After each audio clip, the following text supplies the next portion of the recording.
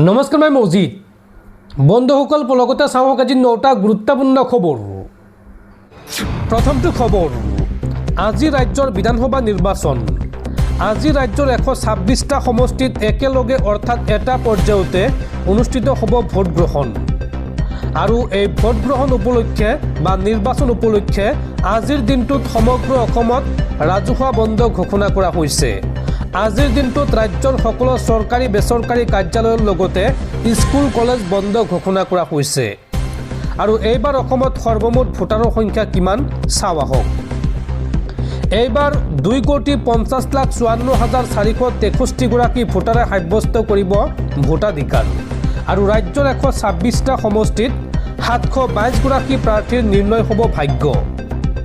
আৰু ইয়াৰে ভিতৰত 1,25,31,052 গৰাকী পুৰুষ ভোটাৰ আৰু 1,25,22,593 গৰাকী মহিলা ভোটাৰ। ইয়াৰ ভিতৰত 318 গৰাকী আছে অন্যান্য ভোটাৰ। উল্লেখযোগ্য যে এইবাৰ ৰাজ্যৰ 31,490টা ভোট কেন্দ্ৰত অনুষ্ঠিত হ'ব এই ভোট গ্ৰহণ। আৰু ইতিমধ্যে আৰম্ভ হৈছে ভোট গ্ৰহণ প্ৰক্ৰিয়া। পৰৱৰ্তী খবৰ, অগ্ৰিম জামিন বিচাৰি গুৱাহাটী উচ্চ ন্যায়ালয়ৰ দ্বাৰস্থ কংগ্ৰেছ নেতা পৱন খেৰা। মুখ্যমন্ত্ৰী হিমন্ত বিশ্ব শৰ্মাৰ পত্নী ৰিণিকী ভূঞা শৰ্মাৰ বিৰুদ্ধে তুলিছিল গুৰুতৰ অভিযোগ। আৰু কংগ্ৰেছ নেতাজনৰ এই অভিযোগৰ পিছতেই গোচৰ দিছিল ৰিণিকী ভূঞা শৰ্মাই। আৰু এই গোচৰৰ জামিন বিচাৰি এতিয়া গুৱাহাটী উচ্চ ন্যায়ালয়ৰ কাষ চাপিছে কংগ্ৰেছ নেতা পৱন খেৰা। পৰৱৰ্তী খবৰ, কিমান নিৰপেক্ষ অসম আৰক্ষী। অসম আৰক্ষীৰ কাৰ্যক লৈ এইবাৰ উদ্বিগ্ন অসম নাগৰিক সন্মিলন। সংবাদমেল পাতি অসম আৰক্ষীৰ বিৰুদ্ধে কেইবাটাও গুৰুতৰ অভিযোগ উত্থাপন কৰে এই সংগঠনটোৱে। শেহতীয়াকৈ অসম আৰক্ষীয়ে গ্ৰহণ কৰা ভূমিকা আৰু কাৰ্যক লৈ উদ্বিগ্ন অসম নাগৰিক সন্মিলন। আৰক্ষীৰ কেতবোৰ কাৰ্যক সন্মিলনৰ হৈ প্ৰশ্ন তুলিছে হীৰেণ গোহাঁই, হৰেকৃষ্ণ ডেকা, অজিত কুমাৰ ভূঞা, পৰেশ মালাকাৰ, আব্দুল মান্নান আৰু শান্তনু বৰঠাকুৰে। এক বিবৃতিযোগে অসম নাগৰিক সন্মিলনে এই সন্দৰ্ভত কয় যে অসম আৰক্ষীৰ কেতবোৰ কাৰ্যই আমাক অতি উদ্বেগ কৰি তুলিছে। শেহতীয়াকৈ কংগ্ৰেছৰ জ্যেষ্ঠ নেতা পৱন খেৰাই এখন সংবাদমেল সম্বোধন কৰি অসমৰ মুখ্যমন্ত্ৰী ডক্টৰ হিমন্ত বিশ্ব শৰ্মাৰ পত্নীৰ বিৰুদ্ধে কেইটামান গুৰুতৰ অভিযোগ উত্থাপন কৰিছিল। আৰু ইয়াৰ ঠিক পিছদিনাই তেওঁৰ বিৰুদ্ধে এখন এজাহাৰ পঞ্জীয়ন কৰা হয় আৰু তেওঁক গ্ৰেপ্তাৰ কৰিবলৈ ততাতৈয়াকৈ এটা আৰক্ষীৰ দল দিল্লীলৈ প্ৰেৰণ কৰা হয়। ইয়াৰ বিপৰীতে অজাপ অৰ্থাৎ অসম জাতীয় পৰিষদৰ প্ৰাৰ্থী কুংকি চৌধুৰীয়ে এআই নিৰ্মিত এক ভিডিঅ'ৰ জৰিয়তে ভুৱা বাতৰি প্ৰচাৰ কৰা একাংশ ব্যক্তিৰ বিৰুদ্ধে একেধৰণৰ এজাহাৰ দাখিল কৰিছিল। কিন্তু সেই ক্ষেত্ৰত অসম আৰক্ষীয়ে এতিয়ালৈকে কোনো ধৰণৰ ব্যৱস্থা গ্ৰহণ কৰা নাই। এই স্পষ্ট দুমুখীয়া নীতিয়ে অসম আৰক্ষীৰ নিৰপেক্ষতাক লৈ গুৰুতৰ প্ৰশ্নৰ অৱতাৰণা কৰিছে। সমানে উদ্বেগজনক কথাটো হ'ল যে ভাৰতৰ নিৰ্বাচন আয়োগো এই বিষয়টোত সম্পূৰ্ণ নিমাত হৈ আছে। আৰক্ষী আৰু নিৰ্বাচন আয়োগে গ্ৰহণ কৰা এই পক্ষপাতমূলক দৃষ্টিভংগীক লৈ আমি গভীৰভাৱে চিন্তিত। আমি অসমৰ ৰাইজক আৰক্ষীৰ এনে একপক্ষীয় প্ৰয়োগৰ বিষয়ে সজাগ হ'বলৈ আৰু সতৰ্ক হৈ থাকিবলৈ আহ্বান জনাইছোঁ। আইন বলবৎকাৰী সংস্থা আৰু নিৰ্বাচন আয়োগে গ্ৰহণ কৰা এই পক্ষপাতমূলক দৃষ্টিভংগীক লৈ আমি গভীৰভাৱে চিন্তিত। আমি অসমৰ ৰাইজক আইনৰ এই নিৰ্বাচিত প্ৰয়োগৰ বিষয়ে সজাগ আৰু সতৰ্ক হৈ থাকিবলৈ আহ্বান জনাইছোঁ। সংবাদমেল পাতি এই মন্তব্য কৰে অসম নাগৰিক সন্মিলনে। দৰ্শকসকল, আৰু বহুতো গুৰুত্বপূৰ্ণ খবৰ আছে। তাৰ আগতে আপোনাক জনাওঁ যে যদি আপুনি এতিয়ালৈকে এইটো ভিডিঅ'ত লাইক কৰা নাই তেন্তে এতিয়াই ভিডিঅ'টোত লাইক কৰি দিয়ক। আৰু এনেকুৱা ধৰণৰ ভিডিঅ'সমূহ নিতৌ চাবলৈ চেনেলটো ছাবস্ক্ৰাইব কৰি কাষত থকা বেল আইকনটো প্ৰেছ কৰি ৰাখক। পৰৱৰ্তী খবৰ, আমেৰিকাৰ ৰাষ্ট্ৰপতি পদৰ পৰা ডনাল্ড ট্ৰাম্পক পদত্যাগৰ দাবী আমেৰিকাৰ 85জনকৈ সাংসদৰ। ইৰাণৰ বিৰুদ্ধে যুদ্ধবিৰতি ঘোষণাৰ পিছতে আমেৰিকাৰ ৰাজনৈতিক মহলত তীব্ৰ প্ৰতিক্ৰিয়া।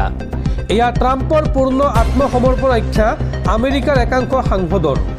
আৰু তাৰ পিছতে ট্ৰাম্পৰ পদত্যাগৰ দাবী উত্থাপন কৰিছে আমেৰিকাৰ 85জনকৈ সাংসদে। আৰু লগতে ট্ৰাম্পৰ মানসিক সুস্থতাক লৈও প্ৰশ্ন উত্থাপন কৰিছে। আৰু লগতে 25 নং সাংবিধানিক সংশোধনী ব্যৱহাৰ কৰি ট্ৰাম্পক ৰাষ্ট্ৰপতি পদৰ পৰা অপসাৰণৰ দাবী উত্থাপন কৰিছে এই সাংসদসকলে। পৰৱৰ্তী খবৰ, কোনো কাৰণত এটাও মিয়া বহিৰাগতে অসমত ভোট দিব নোৱাৰিব। অসমীয়াৰ ভাগ্য খিলঞ্জীয়াই নিৰ্ধাৰণ কৰিব। ভোট গ্ৰহণৰ প্ৰাকক্ষণত অসমত বাছে বাছে বহিৰ্ৰাজ্যৰ পৰা অহা মিয়াক লৈ কঠোৰ সদৰ্শন ছাত্ৰ সন্থা আৰু আটাচু। কোনো কাৰণত এইবাৰ এটাও মিয়া বহিৰাগতে অসমত ভোট দিব নোৱাৰিব। অসমত অসমীয়াৰ ভাগ্য খিলঞ্জীয়াই নিৰ্ধাৰণ কৰিব। প্ৰতিগৰাকী সচেতন অসমীয়া ভোটদানৰ বাবে ওলাই আহক। ভোট গ্ৰহণৰ প্ৰাকক্ষণত বহু ঠাইত বিশেষকৈ নলবাৰী, বৰপেটা, গোৱালপাৰা, বঙাইগাঁৱত বাছে বাছে বহিৰ্ৰাজ্যৰ পৰা আহিছে মিয়া মানুহ। সন্দেহজনক এইসকল লোকে কোনো কাৰণত যাতে ভোটাধিকাৰ সাব্যস্ত কৰিব নোৱাৰে। যিসকল লোক আহিছে সেইসকলে অসমীয়া ভাষাটোকে নাজানে। অসমীয়া ভাষা নজনা, অসমীয়া বুজি নোপোৱা লোকে আমাৰ চৰকাৰ নিৰ্ধাৰণ কৰিব এই কথা হ'ব নোৱাৰে। জনপ্ৰতিনিধি কোন হ'ব তেওঁলোকৰ নামেই নাজানে।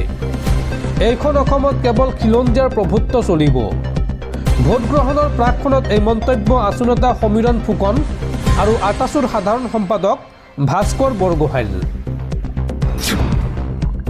পৰৱৰ্তী খবৰ, অসম আৰক্ষীৰ অভিযানৰ মাজতে মুখ্যমন্ত্ৰীৰ পত্নীৰ বিৰুদ্ধে কংগ্ৰেছ নেতা পৱন খেৰাৰ পুনৰ বিস্ফোৰক অভিযোগ। অসম আৰক্ষীয়ে পৱন খেৰাক আটক কৰিবলৈ অভিযান চলাই থকাৰ মাজতে কংগ্ৰেছৰ জ্যেষ্ঠ নেতাগৰাকীয়ে অসমৰ মুখ্যমন্ত্ৰী হিমন্ত বিশ্ব শৰ্মাৰ পৰিয়ালৰ বিৰুদ্ধে পুনৰ কেইবাটাও বিস্ফোৰক অভিযোগ উত্থাপন কৰিছে।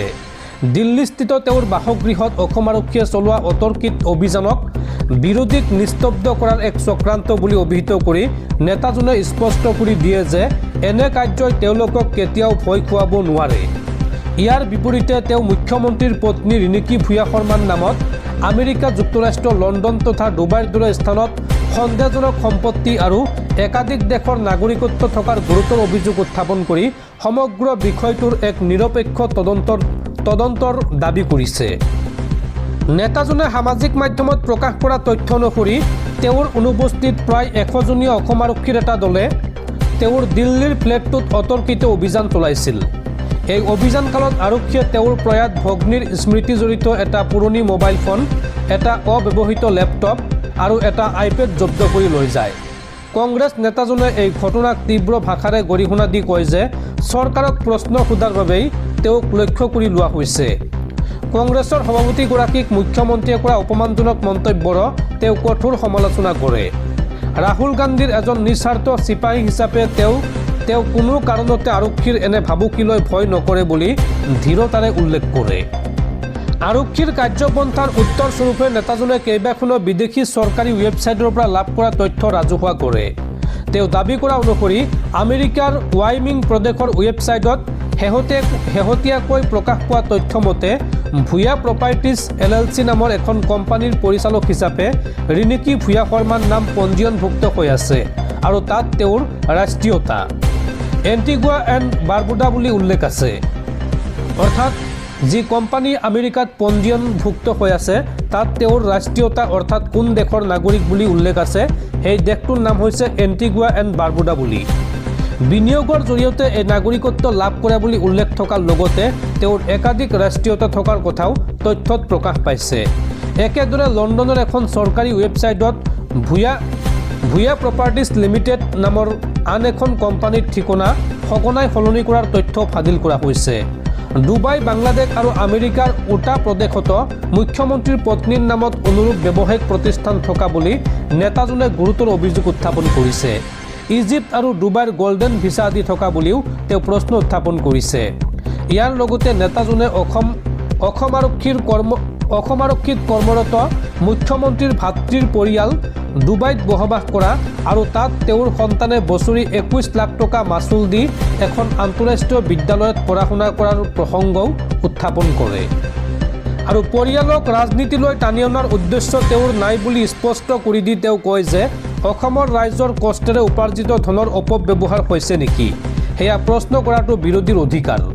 ভুৱা নথিপত্ৰৰে বিদেশত এই সম্পত্তি বা কোম্পানীসমূহ খোলা হৈছে নেকি, তাৰ সত্যতা নিৰূপণ কৰিবলৈ কেন্দ্ৰীয় চৰকাৰে মুখ্যমন্ত্ৰীৰ পৰিয়ালৰ বিৰুদ্ধে অনতিপলমে এক তদন্ত ঘোষণা কৰা উচিত বুলি তেওঁ দাবী জনায়। এই সমগ্ৰ বিষয়টো কেন্দ্ৰ কৰি ৰাজ্যৰ ৰাজনৈতিক মহলত তীব্ৰ চাঞ্চল্য অব্যাহত আছে।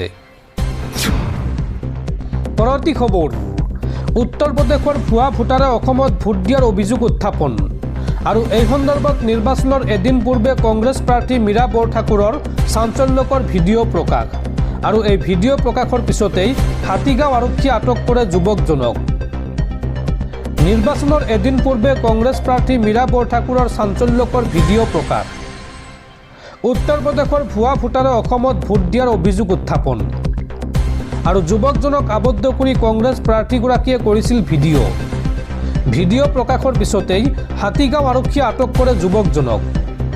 নিজকে গুৱাহাটী IITৰ ছাত্ৰ বুলি পৰিচয় দিছিল যুৱকজনে আৰু যুৱকজনে দিলৰাজ সিং বুলি নিজকে দিছিল পৰিচয়। মীৰা বৰঠাকুৰৰ ঘৰত উপস্থিত হৈছিল এই যুৱকজন আৰু নিৰ্বাচনৰ এদিন পূৰ্বে কংগ্ৰেছ প্ৰাৰ্থী মীৰা বৰঠাকুৰে এই সন্দৰ্ভত এক চাঞ্চল্যকৰ ভিডিঅ' প্ৰকাশ কৰে, য'ত নেকি মীৰা বৰঠাকুৰক কৈছিল যে আপোনাক ভোট লাগিব নেকি, যদি ভোট লাগে তেন্তে মই ভোট দিব পাৰিম। আৰু তাৰ পিছতে সেই যুৱকজনক আটক কৰি আৰক্ষীক চমজাই দিছে মীৰা বৰঠাকুৰে।